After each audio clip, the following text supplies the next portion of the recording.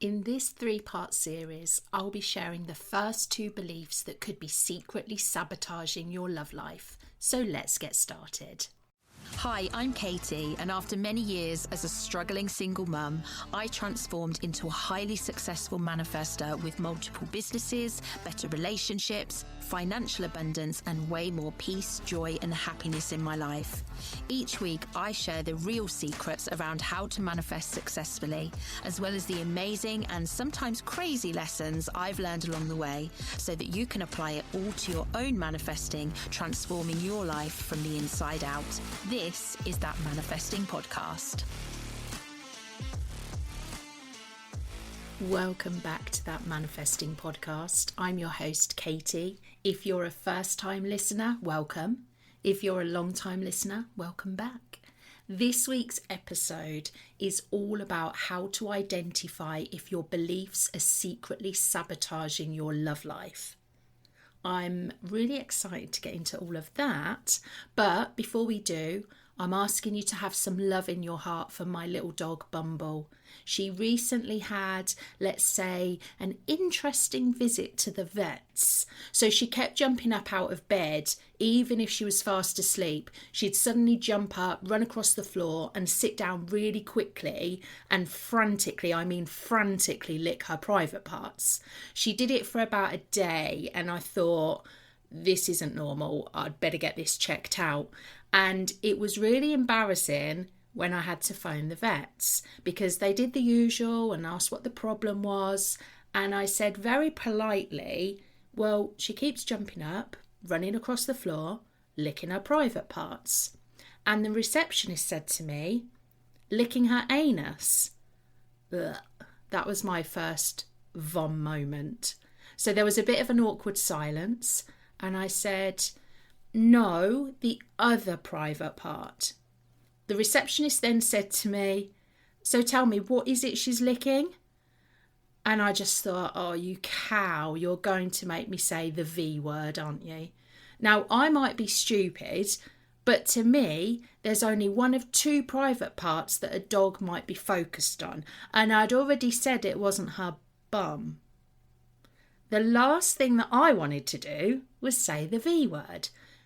But the receptionist was silent, I was silent, and someone had to break. So it was me, I broke. So I just said it. She's licking her vagina. I had to say the word vagina. I felt horrible saying it, and it feels horrible and icky now saying it because I don't want to think of Bumble and that word in the same sentence. I know she's got one, but I don't want to talk about it.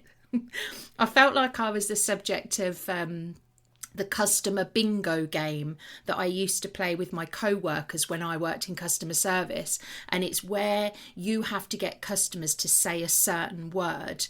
And for the vet staff, it appears that I was the vagina customer. So anyway, the appointment got booked. And that was my traumatic moment over. But for Bumble, it was only just beginning. So I took her to the vets and Bumble absolutely hates the vets as it is. She gets really, really upset by the whole thing. So we get called into the consultation room and the vet asks me to put Bumble on the table. So I did.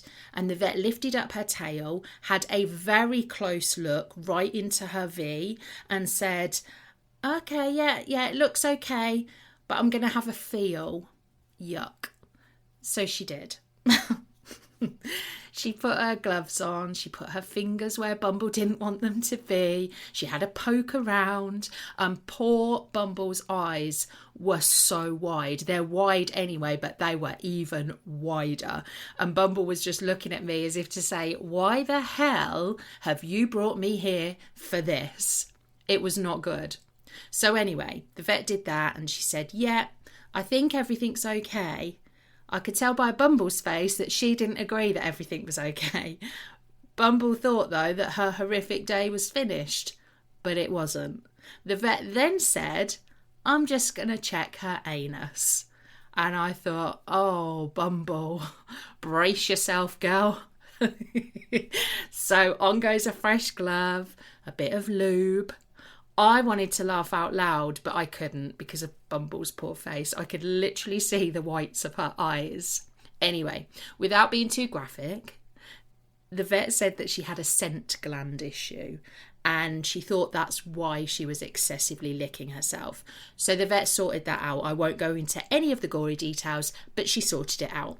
So on that one day, poor Bumble kind of lost her virginity in two places at pretty much the same time, courtesy of the vet. I'm sure it was not Bumble's favourite day out, and it definitely was not on her manifesting bingo card. So anyway, we went home. Bumble sat down very gently, and she looked at me constantly as if to say, I can't believe that you took me there and let that happen to me when I love you so much. Eventually, though, she went to sleep and she's absolutely fine now, and that's the most important thing. But I think she'll hate the vets even more now. So I hope your week is going better than Bumble's. Not difficult, is it? Let's get into the question of the week. Thank you to Sam from Utah. Oh my God. When I looked at my podcast stats to see I've got listeners in America, that just bamboozled my brain. I'm just sitting here in my little house in the UK recording this podcast, and to know that people across the world are listening to it, it still boggles my brain. So thank you, Sam, for sending in this question. Sam asked, I'm not sure I like the question though, because Sam asked, did you get a Valentine's card? The answer, Sam, is no. No, I didn't. What I did do is I decided this year I wanted to treat myself. If you follow me on social media, you will have seen what I got myself. I ordered myself the most ginormous cake.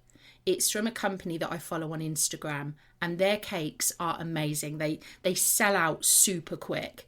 So I managed to get the Valentine's edition ordered a few weeks ago, and that got delivered to me on Valentine's Day. So I spent most of the weekend eating a ginormous Valentine cake that I bought for myself. I mean, I did quietly hope that a Valentine's card would drop through my door. I was laying in wait for the postman. He comes walking up the drive. I get slightly excited. The letterbox opens, and what does he put through? Leaflets for dry cleaners and a pizza delivery service. Happy Valentine's, Katie. But my Valentine's Day was not as bad as a poor woman that I saw in Asda, or like it's Walmart if you're in the US. I saw a man and a wife in Asda, and the man was getting his wife to pick her own flowers and a card. How awful is that? I would rather just not have anything. She looked mortified. He looked bored. And I just thought, it's not that bad being single. At least I get to buy myself what I like. So no, Sam, I did not get a Valentine's card, but I did have a lovely, massive slice of cake. If you've got a question related to manifesting or anything else, get in touch. You should know by now, you can text into the show using the link in the show notes, or you can connect with me on social media. My handle on social media is The Manifesting Mindset. You can follow me there and see all the cake that I buy for myself and my escapades with Bumble and other fun stuff. So let's get into the episode. So, are your beliefs secretly sabotaging your love life? Well, over the next few weeks, you're about to find out. So beliefs that are likely to impact your love manifestations, they tend to stem from experiences that you've had in the past, whether that's direct experiences in your past or things that you've learned from the people around you.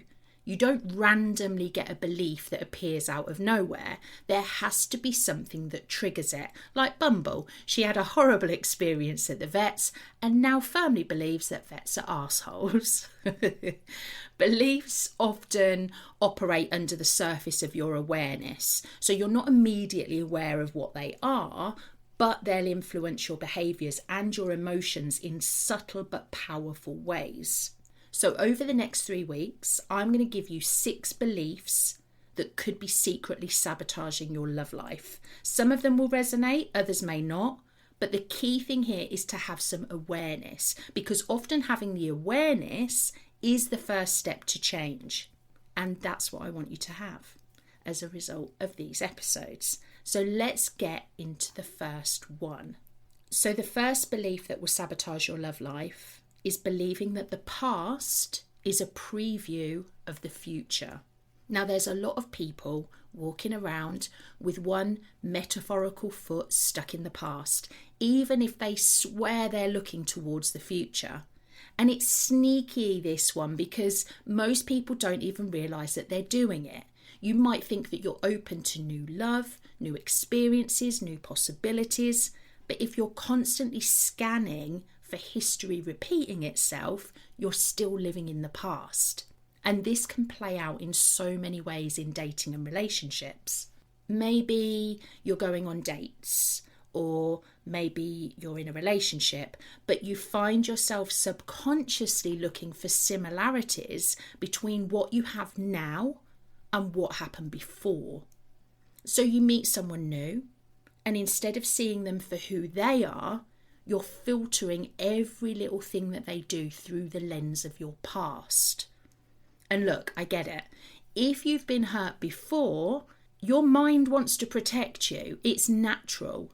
The human brain is wired to look for patterns so that it can avoid danger. The problem is your past isn't always the best predictor of your future, especially when it comes to love. I know so many people who will dismiss a date instantly because their date does something small that reminds them of an ex. Now, don't get me wrong. There are big, obvious red flags that absolutely should not be ignored, and we'll get into that in a second. But I'm talking about the tiny, insignificant details that people blow way out of proportion. Let's say your ex used to be late all the time. It drove you crazy. It made you feel unimportant, unseen, like they didn't value your time. Maybe being late was part of a bigger pattern where they were unreliable, dismissive, or just generally bad at showing up for you. So now you meet someone new. They seem great. You're excited. Got your best dress on. And then on your third date, they show up 5 minutes late because traffic was worse than expected. Your brain goes, no. I know how this story ends. And before you've even given them a chance, you've mentally written them off because your past is telling you it's a red flag.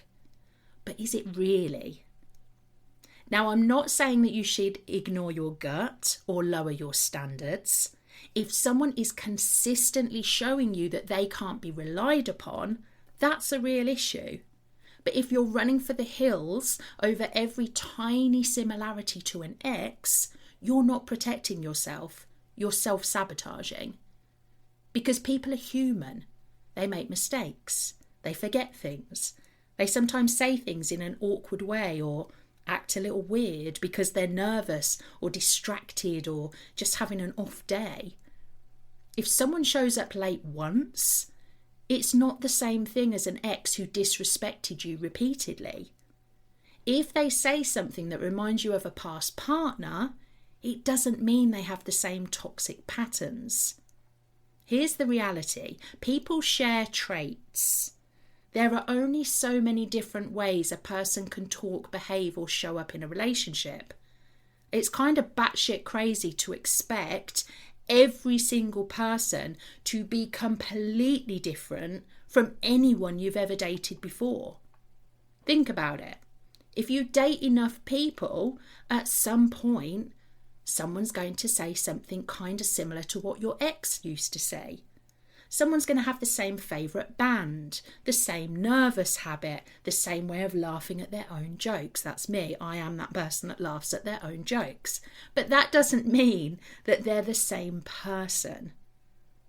When you judge someone today based on what happened in your past, you close yourself off to real connections. You convince yourself that you're trusting your instincts when really you're reliving old wounds instead of giving yourself a fresh start. So when you carry the past into the present, here's what happens. So first up, you become hypervigilant.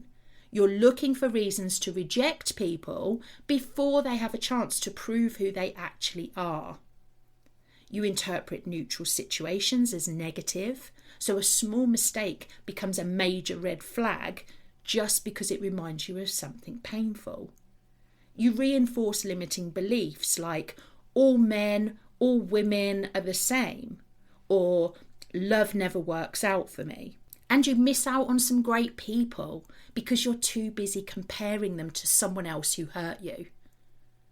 And the worst part is the more that you believe the past is a preview of the future, the more you actually create that reality. When you assume that history will repeat itself, you show up differently. You might be more guarded, more defensive, more closed off. You might push people away before they get too close. And guess what? That energy creates a self-fulfilling manifesting prophecy. So what can you do instead? How do you stop letting the past dictate your future when it comes to love? So the first thing to do is just to recognise the pattern. Ask yourself, am I reacting to this person or am I reacting to a past experience? Get curious with what you're thinking. Don't just follow the thought pattern. Is this actually a red flag or is it just an emotional trigger from something old? Secondly, give people a fair chance. Before you assume the worst, give the person in front of you a chance to show you who they actually are. Yes, trust the patterns over time, but don't make snap judgments based on minor things. If you're constantly seeing your past in new people, it's a sign that there's healing to be done. Your triggers aren't the enemy, they're messengers showing you where you still have unprocessed pain. Set boundaries that are based on reality and not fear, because there's a big difference between setting boundaries and building walls. Boundaries are based on what you know you need to feel, to be respected and valued. Walls, on the other hand, are built out of fear. Fear of being hurt, fear of repeating the past, fear of being vulnerable. And finally, start to shift your belief system. The past isn't a preview of the future unless you make it one. Start believing that new love can be different, that you can trust yourself to spot real red flags while also keeping an open heart, that you're worthy of a love story that looks nothing like the one that hurt you. Because at the end of the day, your past is only as powerful as you allow it to be. So next time you catch yourself looking at someone new and seeing your past, pause, breathe, look again. Because the person in front of you, they're not your ex. So that is the first belief. Let's move on to the next one. So the next belief that will sabotage your love life is having blanket assumptions about love. Now, I see this all the time when I'm onboarding new one-to-one clients. When I first start working with someone, I do ask a lot of questions, not just to be polite or make conversation, but because I want to get inside their mindset. I want to understand how they see love, dating, relationships, because their beliefs tell me everything about what's working for them and what's keeping them stuck. And let me tell you, the blanket assumptions are everywhere. I hear things like, finding anyone decent to date is just impossible. I always attract the wrong people. Dating is just a nightmare these days. There are no good men, no good women left. Every time I start to like someone, they disappear. Now, these aren't just passing thoughts, they're beliefs. And that's important because what you believe about love shapes your entire manifestation experience of it. Blanket beliefs are dangerous.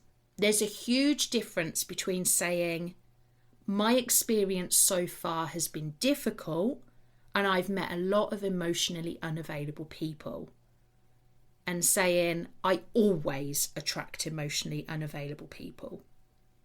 The first statement acknowledges what you've been through without turning it into a universal truth. The second statement is a blanket assumption. Saying I always attract emotionally unavailable people is a sweeping generalization about love, dating, and what's possible to manifest in your future. It's a problem because your beliefs dictate your reality. When you say things like, I always attract the wrong people, or there are no good partners out there, you're not just observing what you believe to be as your reality, you're actively creating it. That's what you're manifesting. Because when you believe something so strongly, you look for evidence that supports it. You ignore or dismiss evidence that contradicts it. You show up in ways that reinforce the belief.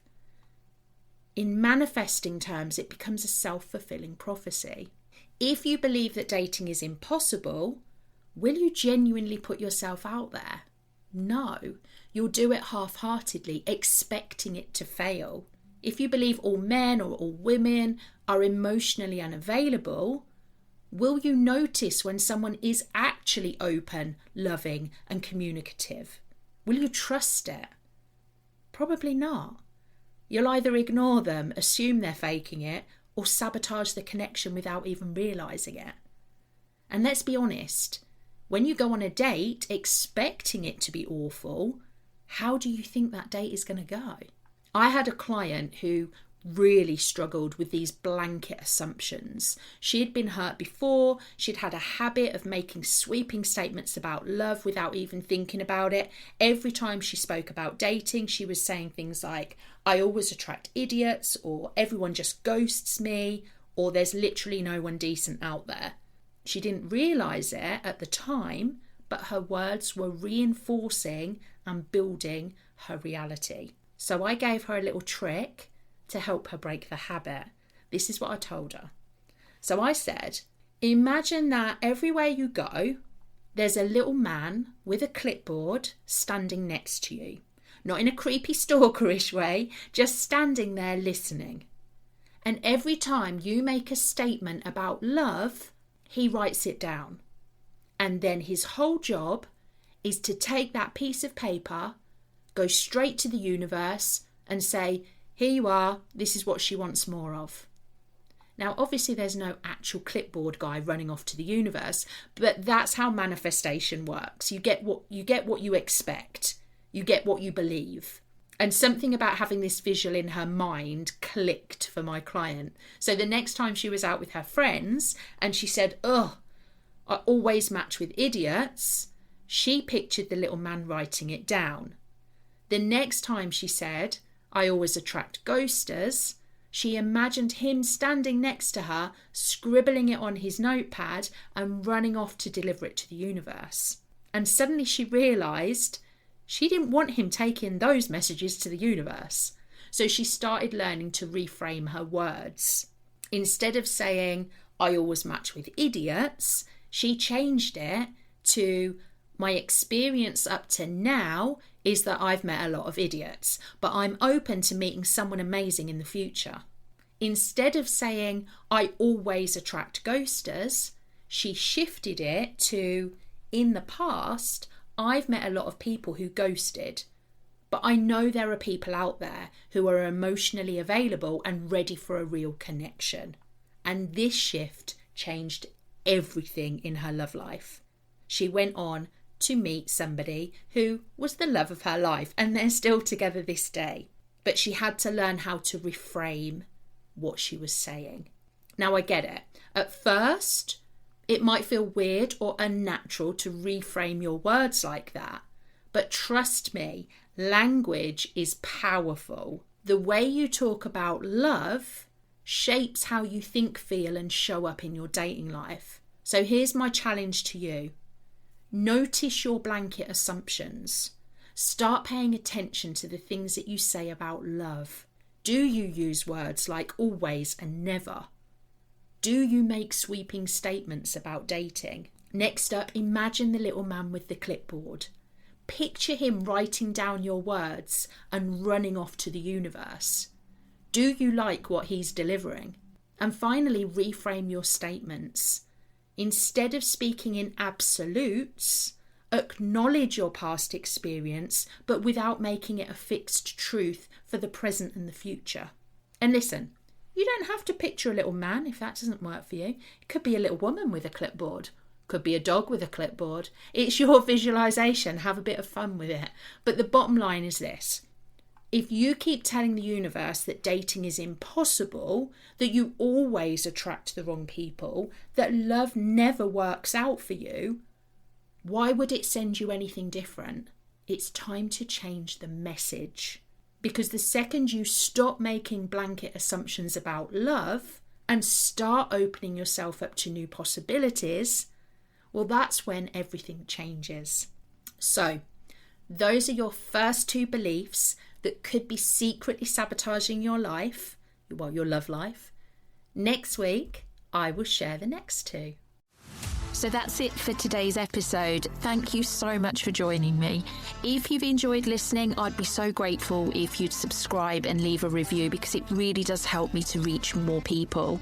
I've left some links in the show notes so you can connect with me or you can grab one of my manifesting resources. Until next week, sending you lots of love, light and manifesting vibes.